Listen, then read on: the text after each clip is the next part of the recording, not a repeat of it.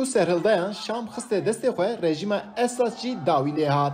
Li ser vî geşedanî bi hezaran pênaberên Sûrî li Stenbolê derketin kolanan û li Parka Saraçanê jî şahiyeka girseyî li dar xistin.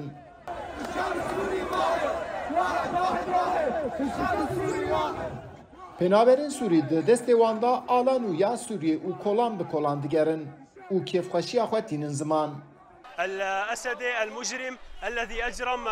Rejima Esad şikest. Xwedê ra şikir muhacirên Sûrî girt û em jî ji rejima Esad ya zalimane xilas bûn. Êdî Esad tune ye û em jî ji vê rewşê pir kêfxweşin.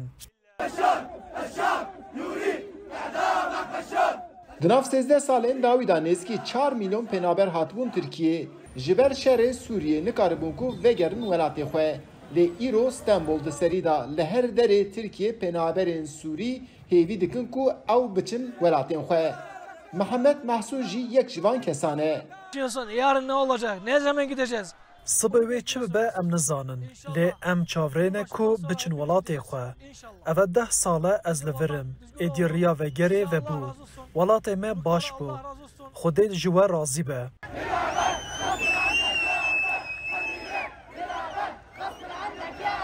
Artık Esad yoktur. Hiçbir şey yoktur. Êdî Esad tune şer jî nema. Êdî kujer nema, şer nema. Ji me ra deriyê vegerê hate vekirin. Em çavrêne ku di demek kin da vegerin welatê xwe. Gelek malbatên Sûrî bi zarokên xwe ra hatin beşdarî ve pîrozbahiyê bûn. Di rûyê gelek zarokan da alan ya nû hatbû xêzkirin.